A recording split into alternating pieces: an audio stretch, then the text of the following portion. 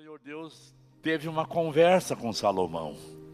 O Senhor Deus disse para o Salomão: se você andar na minha presença como o teu pai Davi andou, se você tiver a mim como teu único Deus, e você andar em obediência à minha palavra, tudo quanto eu falar com você, eu vou ser contigo no teu reinado.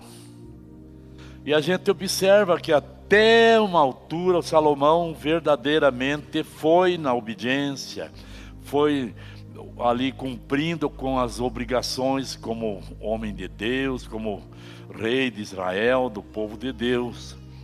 Mas depois, na jornada, o Salomão meio que foi se perdendo, irmãos. Ele, para começar, ele já errou nessa questão das 1000 mulheres. Nada a ver com a situação das mulheres dele lá. Mas o problema que agravou essa situação foi que, através disso, ele se aliançou com muitas nações pagãs, através desses casamentos que ele teve. E essas mulheres pagãs que vinham lá de países pagãos para Israel, elas não se converteram ao Deus de Salomão. Mesmo estando ali num país que era do povo de Deus, Israel, elas continuavam adorando aos deuses pagãos lá da pátria delas. E o Salomão chegou a uma miséria tão infeliz que ele mesmo construía os altares para que aquelas mulheres pudessem sacrificar aos deuses pagãos lá dentro da terra de Israel. Então ele se desviou grandemente. E além do mais, o Salomão conquistou tudo que um homem poderia almejar conquistar nesta terra, a ponto que tem um texto na palavra em 1 Crônicas, onde ele diz que nada do que os olhos dele viram nesta terra, ele se privou de mandar buscar. Ou seja, não teve nada que ele desejou que ele não pôde comprar. Tudo que ele desejou nesta vida, ele comprou. Porque ele foi um dos mais ricos da história. Porém, nós vemos já indo para o final da jornada do Salomão, duas coisas acontecendo pelo menos. A primeira é que ele chega à conclusão que tudo que ele conquistou e fez e aconteceu, não passavam de vaidades. Ele chega a dizer: vaidade de vaidade são todas essas coisas.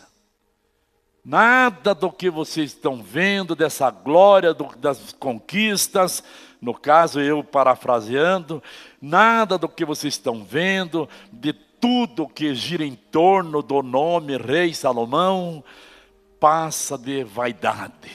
Simplesmente vaidade.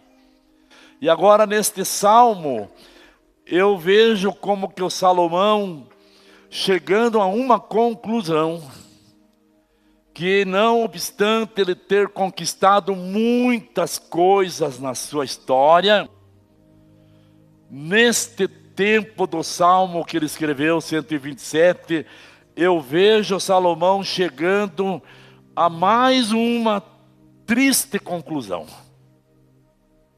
Quando ele escreve esse salmo, eu entendo que ele está dizendo que por mais que nós possamos conquistar muitas coisas, se não houver a participação de Deus, não vale nada. Por mais que perante a sociedade, perante o mundo, nós sejamos conhecidos como homens e como mulheres de grande sucesso, se Deus não estiver participando conosco, não é nada. Todo sucesso que não tenha a participação de Deus, não passa de ilusão. É o que eu estou entendendo, o salmo que o Salomão escreveu. Então veja, irmãos, Ele está nos ensinando agora. Eu gosto de falar essas palavras para vocês, porque praticamente a nossa igreja é constituída de jovens, de pessoas que ainda estão em plena fase de construir, de ter filhos, de fazer a casa própria, de montar empresa, de sei lá, tantas coisas que uma pessoa jovem sonha, né? Então eu gosto de trazer essas palavras para nós, irmãos, porque traz segurança para vocês que ainda estão em fase de construir. Não é verdade, irmãos? Então esse salmo nos mostra pelo menos 3 áreas, as mais importantes na nossa vida, que se Deus não estiver participando conosco, não vale a pena e não vai ser sucesso com certeza. 3 áreas nós precisamos verdadeiramente da participação de Deus junto conosco. A primeira delas, que nós vemos ele falando ali, não é? É a construção da nossa vida. A nossa vida não se resume apenas ao fato da minha vida aqui, o José, mas relaciona-se a tudo que diz respeito à minha vida, à minha pessoa, à minha formação cultural, aos meus estudos, à minha saúde, à minha convivência com as pessoas, aos meus empreendimentos. Envolve tudo que diz respeito, que está relacionado à minha vida. Nós vemos quando uma criancinha vem ao mundo, ela ainda não tem nada construído, a não ser aquilo que os pais já fizeram. Mas ela, a partir dos seus primeiros anos de estudo, ela vai recebendo formação, ela vai crescendo, vai sendo capacitada para algumas atividades e tal. E ela própria vai construindo a vida dela. Ela própria vai fazendo aquela construção da vida dela. Uns constroem grandes edifícios na vida delas, e outros constroem apenas algumas barraquinhos. Mas o que nós entendemos aqui, irmãos, que nessa construção da própria vida da pessoa, se ela não contar com a presença de Deus, ela não vai ser bem-sucedida nesse grande empreendimento. Eu diria que uma das principais coisas da vida da pessoa é a construção dele mesmo. O grande empreendimento de construir você. Você define nessa construção que tipo de homem você vai ser no teu futuro, que tipo de mulher você vai ser no teu futuro, se você vai ser uma pessoa bem-sucedida ou se não vai ser bem-sucedida. Tudo isso depende dos fundamentos que você vai colocar na construção da tua própria vida. Às vezes a pessoa está com 40 anos, 50 anos, e ela construiu tão mal a estrutura da vida dela, que ela não tem aptidão praticamente quase nem para sobreviver na sociedade. Ela sofre. Ela se bate para todo lado e não consegue se sobressair em nada, porque ela não veio numa construção da vida dela desde lá do começo. Você vê um jovem de 14, 15 anos, 16, 17, ele já está se envolvendo em querer falar inglês, ele já está se envolvendo, pensando na faculdade que ele vai fazer, ele está estudando, está se preparando, e ele já está se desenvolvendo e vai fazendo. Quando ele chega em 23, 24 anos, praticamente já é uma pessoa bem-sucedida. Vocês não têm observado isso? Hoje você vai ver, tem médico de 24 anos, irmãos, 25. Você vai ver, tem advogados de 24, 25 anos. Não é verdade? Então, veja, primeira coisa que nós precisamos de Deus é na construção da nossa própria vida. A segunda coisa que nós precisamos de Deus é na proteção da nossa casa. E quando fala casa aqui, irmãos, na proteção e na construção da nossa casa. Quando fala casa aqui, fala literalmente nessa casa onde você mora. Desde a construção dela até na proteção dela, nós precisamos de Deus. E a terceira área que nós vemos, que nós precisamos de Deus. Quem já está nesse projeto já deve ter percebido. É na formação da nossa família. Na formação da nossa família, se nós não contarmos com a ajuda de Deus, com certeza vamos amargar derrotas e fracassos.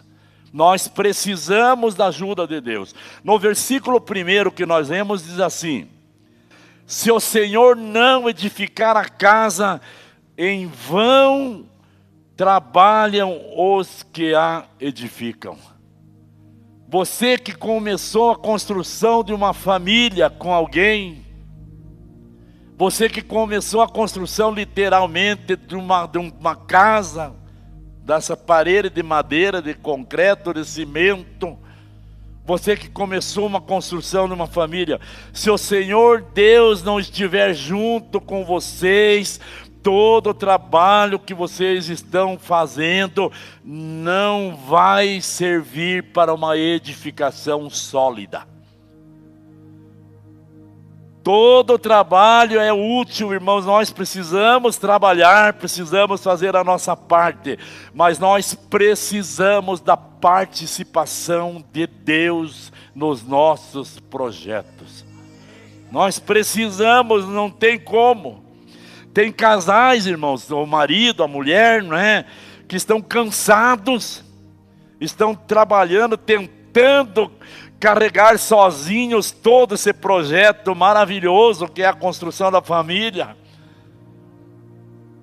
mas não estão contando com a participação de Deus, e por causa disso estão esgotados, estressados, cansados, fracassados. Vocês com certeza têm visto dia após dia projetos familiares que começaram bonitos, com tudo para ter prosperado, para ser grande, abençoado, e de repente virar em nada, virar em entulhos, virar em cacos, não prosperar, não dar certo. Sabe por quê? Porque foram pessoas que optaram por construir sem a ajuda de Deus. Nós vamos construir, nós podemos fazer isso. E quando o pastor que alguém começa a querer construir sem a participação de Deus, principalmente quando a pessoa já para de ter um tempo diário de oração, quando a pessoa para de orar, a mensagem que chega para Deus é de que ela está dizendo: eu não preciso mais da sua participação comigo. Quando ela para de orar, é como que ela estivesse enviando uma mensagem para o Senhor: eu posso tocar as minhas coisas por conta própria. Eu não preciso da sua ajuda. Meus irmãos, se os crentes que já estão adestrados na palavra entendessem que a oração é fundamental na vida daqueles que querem contar com a participação de Deus nos seus projetos. Quando nós não oramos, nós estamos mandando uma mensagem clara para Deus, de que nós somos independentes dEle, que nós podemos muito bem resolver os nossos negócios. Pense bem como é, se você literalmente quer contar com a participação de Deus nos teus projetos. Não descuide do teu contato diário com o teu Deus. Se é que Ele participa diretamente com você dos teus projetos, Ele precisa manter um contato teu com Ele e dele com você. É dele que nós recebemos as orientações mais seguras para as nossas decisões. Quando nós começamos a decidir nossas coisas por conta própria, com certeza o futuro vai ser o fracasso. Não esqueça do teu compromisso, você precisa voltar a orar. Se é que você tem esfriado no teu compromisso da oração, se é que você quer contar com a companhia maravilhosa do Senhor nos teus projetos, você precisa voltar hoje ainda a se comunicar com o teu Deus. Não tem como você ser orientado por Deus se você não mantém nenhum contato com Ele. E nada de superficial pode funcionar nesse relacionamento. Esse relacionamento exige de nós tempo de qualidade, intimidade, confiança, liberdade, para que possamos literalmente nos relacionarmos com o nosso Deus, sem nenhum intruso entre nós e Ele. Que nós possamos chegar como se chegamos de um filho para o pai e falar com Ele das nossas vitórias, nossos fracassos, nossas dores, nossos sucessos, nossas tristezas, nossas alegrias. Ele precisa, se é que você quer contar com a participação dele na tua jornada, Ele precisa saber, inclusive, dos detalhes da tua vida. Ele precisa, e não só precisa, Ele exige. Pastor, mas Ele não é onisciente, Ele não conhece todas as coisas? Sim, Ele conhece todas as coisas, e Ele sabe até as coisas mais ocultas da nossa alma. Mas eu não sei porquê, pelo seu prazer que Ele tem, Ele exige que eu chegue e fale com Ele. O que é que eu preciso conversar com Ele? Ele quer um relacionamento comigo, irmãos. Ele não quer apenas ser o meu Deus que resolve os meus problemas. É por isso que Ele exige que todos os dias eu tenha um tempo de estar a sós com Ele.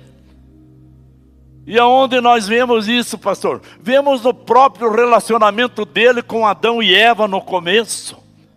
A Bíblia diz que todos os dias, na viração do dia, o Senhor Deus saía do seu trono maravilhoso na sua glória e descia no jardim do Éden só para caminhar, para passear junto com os seus filhos.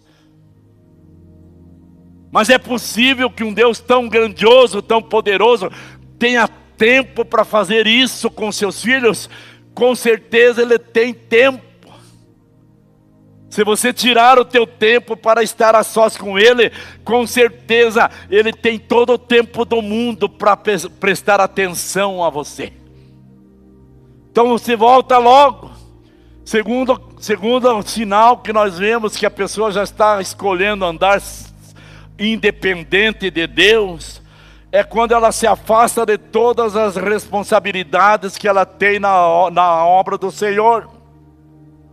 Quando ela se distancia de tudo, ela não participa de mais nada, ela não participa mais dos cultos, ela não participa mais das atividades da igreja dela, ela não tem mais pastor, ela não tem mais liderança, ela não tem mais nada.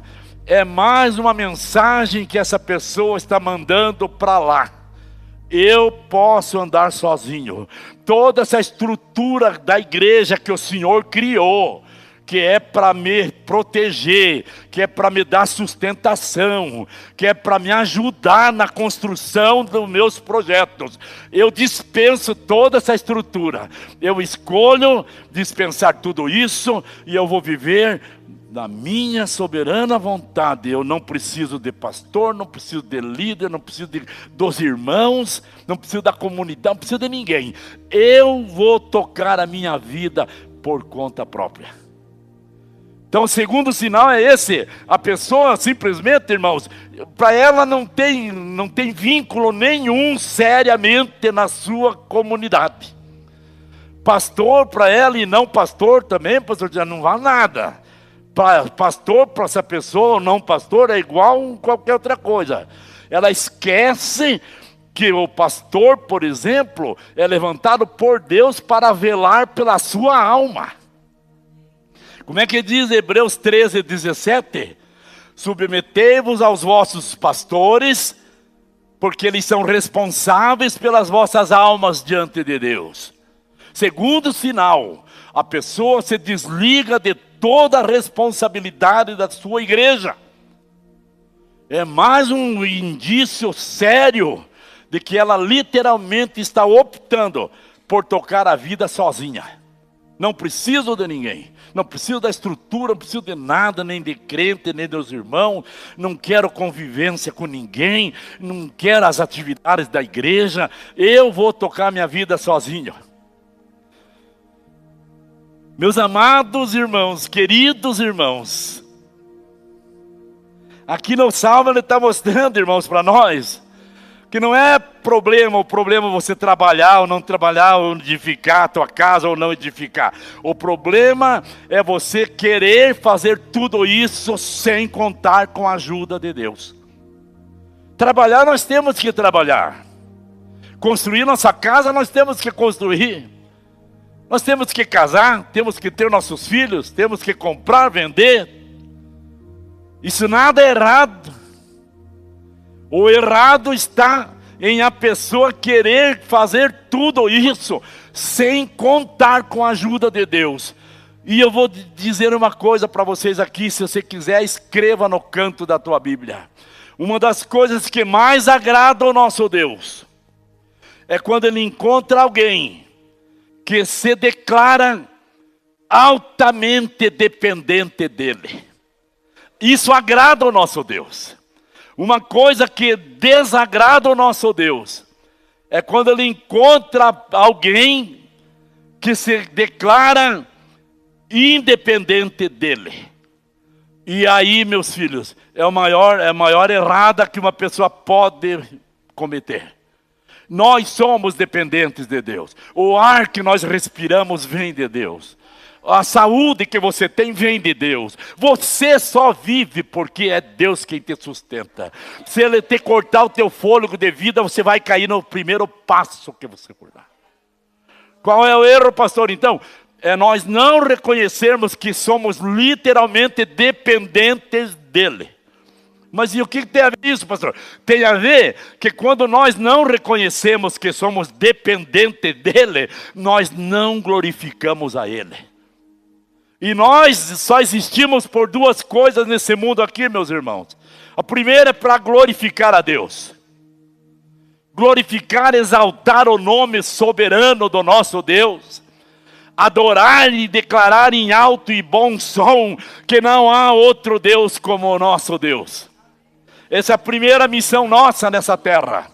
Segunda, é para levarmos a expansão do reino dele nesse mundo perdido. São milhões e milhões perecendo sem Cristo. E nós, homens e mulheres de Deus, que conhecemos a saída para a humanidade, temos a responsabilidade de expandirmos a pregação do Evangelho aos perdidos pecadores. Só isso, meu filho. Ah, mas eu construí isso, eu fiz aquilo, né? Sei, para Deus nada manda nada, irmãos. Nada manda nada. Se você comprasse a cidade de São José dos Pinhais fechada e pagasse à vista, e fosse lá e dissesse, ó Deus, comprei a cidade de São José dos Pinhais e paguei à vista. Deus ia dizer, e daí? Ele é dono de todo o universo. Ele é dono do mundo, Ele é dono da prata e do ouro que existe no mundo. Tudo pode estar nas mãos aí das pessoas, mas é tudo dEle. Nada disso, meus amados irmãos, nada disso vai impactar a Deus. Agora vai impactar, sabe o quê? Quando você se prostra rendido na presença dEle e declara que você é altamente dependente dEle, que sem Ele você estaria perdido, sem a misericórdia dEle você estaria indo perdido para a eternidade, queimar eternamente no inferno. Aí sim, a palavra de Deus nos mostra, irmãos, que o Senhor Deus jamais resiste. O Senhor Deus jamais resiste um coração quebrantado. Jamais o Senhor Deus resiste um coração quebrantado. Jamais! Jamais o Senhor Deus resiste um coração que se quebra na presença dEle. Jamais. Então veja, uma casa construída sem Deus pode ter tudo, mas não tem firmeza, não tem segurança, não tem fundamento. Vocês estão cansados de ver famílias e mais famílias virando encacos, com certeza. Empresas e mais empresas quebrando. Saúdes e mais saúdes adoecendo, virando uma tristeza, câncer e desgraça. Filhos se perdendo, indo para perdição, prostituição, droga. Com certeza vocês têm visto isso todos os dias. Por quê? Porque são construções sem Deus.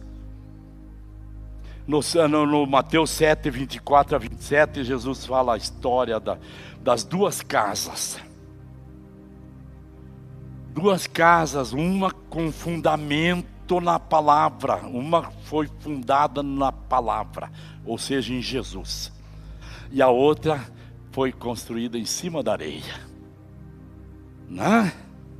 A que construiu em cima da areia, veio a tempestade, o vento, a chuva forte e virou encaco para todo lado.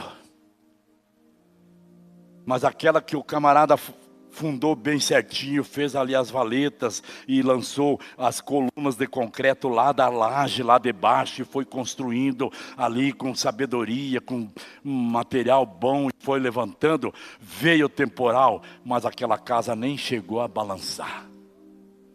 E aí Jesus diz ali no final da parábola: isso acontece com todos aqueles que constroem fora da palavra, fora da obediência à palavra. Meu filho, você pode até dizer, mas a minha construção está indo muito bem, pastor. Pois ela pode estar indo muito bem, e Deus ajuda e que vá muito bem. Mas não se preocupe da estrutura. Não se preocupe. Não se preocupe. O que seria uma família construída em Cristo, pastor? Primeiro, um casamento bom. Não adianta você construir mundos e fundos e o teu casamento ser uma porcaria. Já começa aqui. Se é que você está construindo a tua família, não adianta você estar conquistando o mundo e o fundo se o teu casamento é uma droga. Começa aqui já. Primeira coisa que você tem que arrumar na estrutura da tua família é a tua casa, teu casamento. Tem que arrumar. Segundo, o teu ministério. Você está construindo o mundo e o fundo, casamento bom e coisa rara, tudo, mas zero no servindo a Deus. Zero no servindo a Deus. Deus não entra em nada na tua história, só na parte de te dar as coisas, mas de você mesmo para Deus não sai nada. Tem que rever isso. Se você quer construir com Deus, você tem que rever isso. Não se iluda com, eu sou da igreja, eu sou crente, eu sou... Isso aí não leva ninguém para nada. Como é que está o teu ministério em relação à tua casa e à obra do Senhor? Terceiro, tua vida espiritual. Não adianta estar tudo fluindo maravilhosamente bem se a tua vida espiritual está zerada. Não adianta nada disso aqui. Não adianta. Vida espiritual fria, zero de obediência à palavra, mais na pecado, televisão e filmarada e série, e demônio e coisa de televisão até de madrugada, e música mundana e coisa arada. Mas tá uma benção. Para com tudo isso aqui, cara. Reveja essa situação. Reveja essa coisa. Irmão, tem muitas famílias que se dizem cristãs que estão se perdendo porque ficam até as 2 horas da madrugada, a família, o pai, a mãe e os filhinhos assistindo essas desgraças que passam na televisão até altas horas da noite. Tá assim de gente fazendo isso aqui. Vocês vão se perder.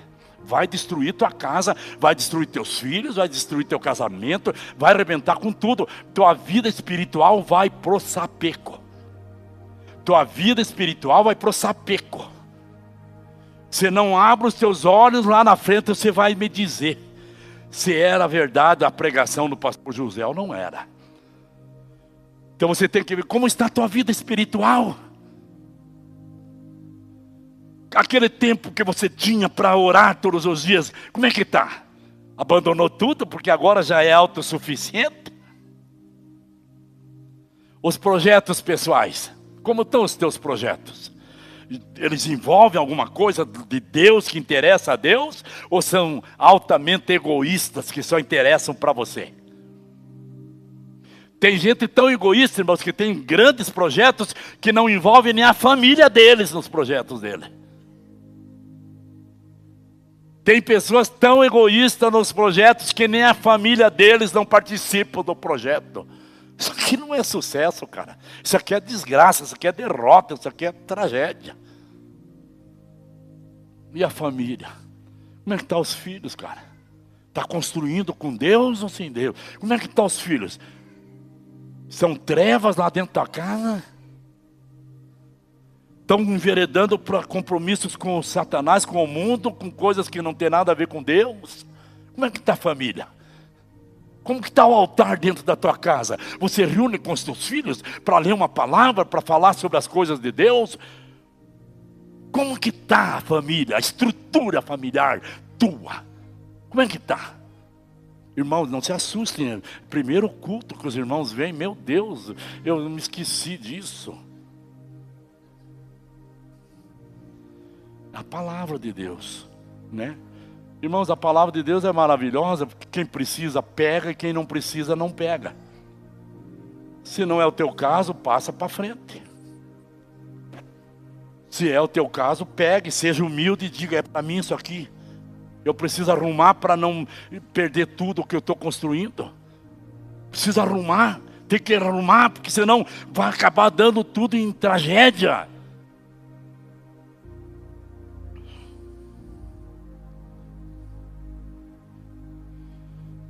O sucesso verdadeiro, meus amados irmãos, não depende apenas da tua força humana, não.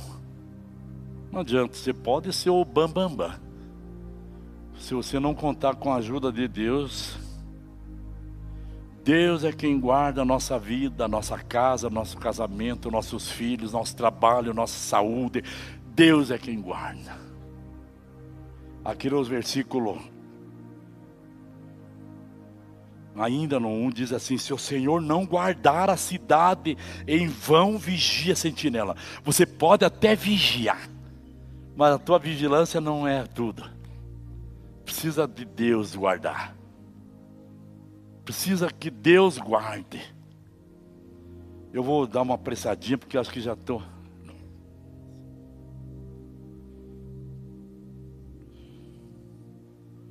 Pode fazer o que se quiser, se Deus não guardar. Irmãos, tem muitos aqui que já estão nessa construção faz tempo. Com certeza você já percebeu que tem hora amargosa na coisa. E vocês que têm as criancinhas ainda não provaram o outro lado. Vocês vão ver quando eles tiverem 15, 16 anos, que eles começarem já... Você vai ver as horas amargosas. Né, mas você vai ver como é que funciona a coisa. Aí você vai dizer, rapaz do céu, sem Deus eu estou perdido. Rapaz, quem que lida com esse abençoado aqui? Um porqueira de 14, 15 anos, quem que lida com isso? Claro, nem todo mundo tem o mesmo, né? Tem gente que tem um privilégio, os filhos mansinhos, a joinha, tudo, mas tem uns que tem uns filhos rebeldes que tá louco, cara.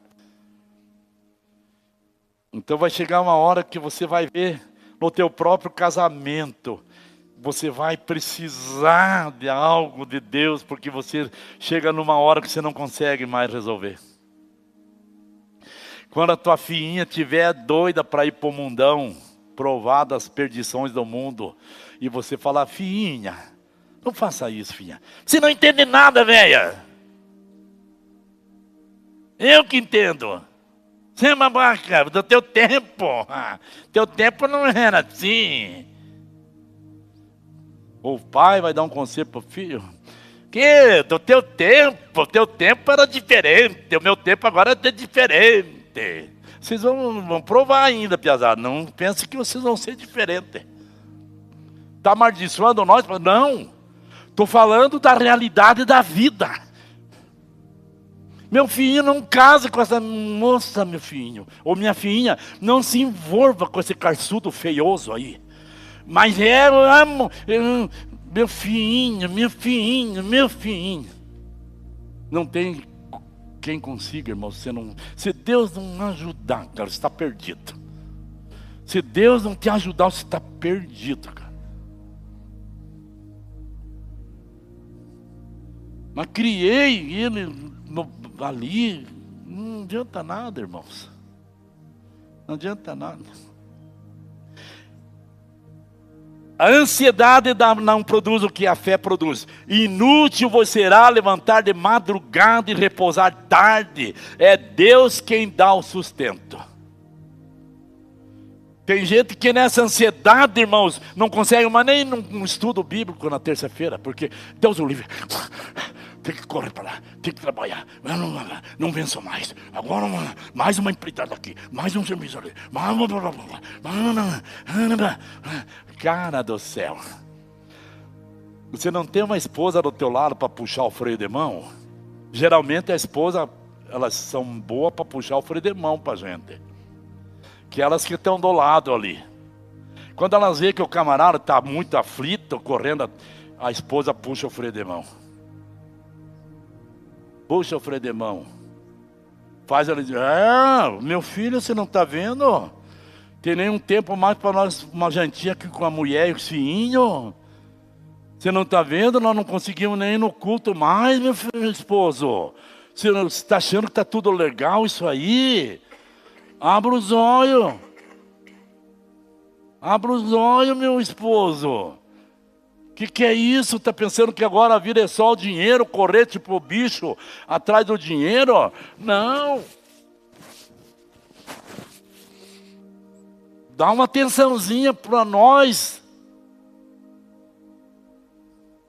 É ou não é? Às vezes precisa uma esposa do lado para puxar o freio de mão no camarada. Calma aí, vizinho. Irmão, tem uns que tudo orgulhoso diz, rapaz, a vida minha é tão corrida que o meu neném já está grande. Esses dias cheguei em casa, ele me estranhou. De tanto que a minha vida é corrida. Rapaz, era para você estar chorando de vergonha. Meu neném nem me conheceu. O perigo vai ser quando ela não te conhecer. Chega, pastor, aí o senhor já está apelando para baixaria. Não, está assim de casais que quando ele chega em casa, a esposa já não está conhecendo ele mais. É verdade ou não? Ó, quem é você? Daí o cara chora. Você vê eu só lutando para ganhar dinheiro, para dar o melhor para a minha família. Lutando para dar o melhor para minha mulher, para os meus filhos. Tudo o que eles pedem eu compro. Eu mando levar lá em casa, tudo o que eles pedem. E coisa, não estou entendendo porque agora que ela está me rejeitando. Eu contei para vocês já a história do rapaz, né, que conversou comigo, que a mulher dele largou dele ali. Ô, fulano, como é que você está? Tudo bem? Bem, graças a Deus. Mora ali ainda? Ele falou, não moro mais ali. Igual a minha mulher, se separei, ele falou. Eu falei, mas não me diga. Ele já é uma pessoa madurona, lá de uns 50, mais. O que aconteceu? Ele falou, mas homem, sabe o que eu não sei? A minha mulher trabalhava de enfermeira. E ela só chegou um dia e disse, falou para mim, eu não quero mais você. Eu falei, não? Então tchau. Irmãos queridos, eu juro para vocês que com tudo as minhas friezas, eu ia querer saber por que ela não me queria mais. Eu não quero mais você. Não, então tchau. Rapaz.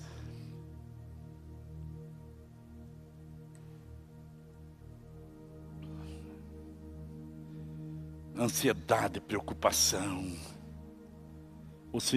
O texto diz ali que o Senhor trabalha por nós até quando nós estamos dormindo.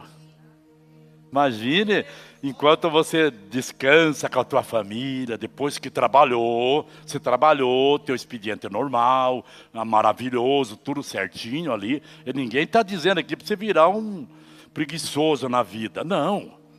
Mas depois que trabalhou bonitinho, debaixo da bênção de Deus, certinho, aí você vai descansar com a tua família e durante a noite o Senhor Deus vai estar promovendo as tuas coisas. Abrindo, já preparando o teu dia para amanhã, quando você vai sair para o teu trabalho de novo, né? O descanso é uma demonstração, irmãos, de que nós cremos na provisão de Deus. Versículo 3, eis que os filhos são herança do Senhor. Os nossos filhos são presentes de Deus para nós, irmãos. O Senhor Deus confiou os nossos filhos para nós. Criarmos para Ele. Aqui é que a coisa pesa. Porque eles não são teus, você está cuidando de algo que não é teu, é dele. E vai chegar o dia que ele vai querer saber. E a Mariazinha, fulano, que eu coloquei para você criar para mim, para fazer dela uma adoradora minha. Como é que está a Mariazinha? Ih, Senhor, a Mariazinha foi para o mundão, se perdeu, virou uma coisa, droga, ele não quis saber de Deus, não quis saber de Jesus, e se perdeu. Mas você ensinou certinho, você deu exemplo, você estava na igreja sempre, ali me adorando, fazendo a minha obra, me servindo. Ah, Senhor, aí não, eu não ia também, eu era, sabe como é, né? Já falei da correria da minha vida, eu não tinha tempo para nada. O Joãozinho também, Senhor, está pior do que a minha arazinha. E eles são de Deus, eles pertencem a Deus, Ele colocou nas nossas mãos para cuidarmos e criarmos para Ele. Devemos investir tempo, oração e presença com os nossos filhos para podermos criar eles no caminho do Senhor. Devemos fazer investimento nos nossos filhos. Se você quer construir uma família com Jesus, tudo que você fizer, se não tiver a participação de Deus, não vale nada. Nada, não vale nada. Hoje ainda é tempo de você chamar. Tem até um dizerzinho antigo dos para-choques do caminhão. O muito sem Deus é pouco, e o pouco com Deus é muito. Isso aqui já estava nos para-choques dos arfão, quando eu era piá. As pessoas já... Hoje estamos menos inteligentes do que aqueles arfeiros de 50 anos atrás. Eles já entenderam. O muito sem Deus é pouco, e o pouco com Deus é muito. Quem sabe... desconsideramos tudo o que foi pregado e ficamos só com essa frase. O muito sem Deus é pouco, mas o pouco com Deus é muito. Quem sabe ficamos só com essa, esqueça todo o salmo que eu preguei. Ficamos só com ela. A família é a nossa bênção, irmãos, nosso tesouro, nossa igreja, nossa vida com Deus. Você tem alguém aqui que está fazendo uma construção sem colocar Deus no meio. Hoje é o dia de você abrir teus olhos. Nós somos crentes, pastor, mas como é que está o relacionamento com as coisas de Deus? Como é que está o compromisso com Deus? Nós tivemos um jejumzão ontem, né? Que a glória de Deus estava aqui. Eu não quero ser exagerado, mas teve um momento assim que acho que tinha umas 140 pessoas aqui. No finalzinho, que muitos precisam às vezes sair um pouquinho antes, tinha bem mais de 100 pessoas no jejum. O que é isso, pastor? São pessoas que estão construindo a vida com Jesus. Pessoas que estão construindo a família, a vida profissional, o ministério, a saúde, o lar, com Jesus. São essas pessoas, irmãos. Temos às sextas-feiras à noite o nosso estudo da palavra. Você quer colocar Deus nos teus projetos? Vem estudar a palavra. Você não tem como ter um relacionamento com Deus que você não conhece. Você pensa que conhece, mas não conhece. Venha orar, venha estudar a palavra, venha adorar. Coloque Deus de verdade na tua casa. E lá na frente você vai dizer, valeu a pena. A minha construção não caiu. Amém? Então aplauda o Senhor.